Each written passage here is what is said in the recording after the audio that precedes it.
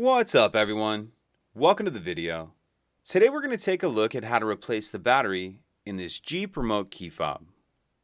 This Jeep key fob is going to use replacement battery CR2032, and I'll put a link in the description box of this video to where you can purchase these batteries if you're in need. The other thing I'm going to be using to do this is a flathead screwdriver. The first thing I'm going to do is remove the emergency key that's in the bottom of the key fob.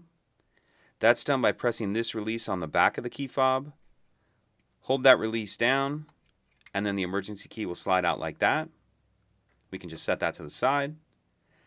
Now if we grab our screwdriver and we hold the key fob with the buttons facing down, and then we take a look at the bottom of it, this is the slot that emergency key slid out of.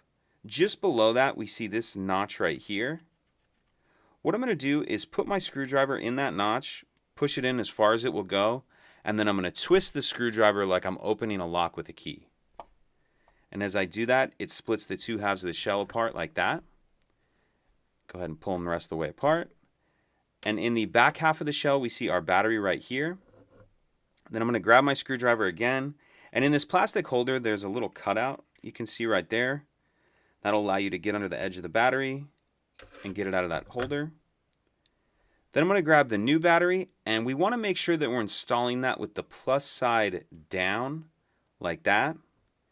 And you can see in this holder there's this little metal piece right here. That's the edge we're going to tuck in first, like that. So tuck that edge in first, and then snap it the rest of the way down. And then we can put the two halves of the shell back together. Make sure it's all the way back together. Slide the emergency key back in, and that's it. If you could take a second to like and subscribe, it helps us out, and I'd appreciate it. Thank you.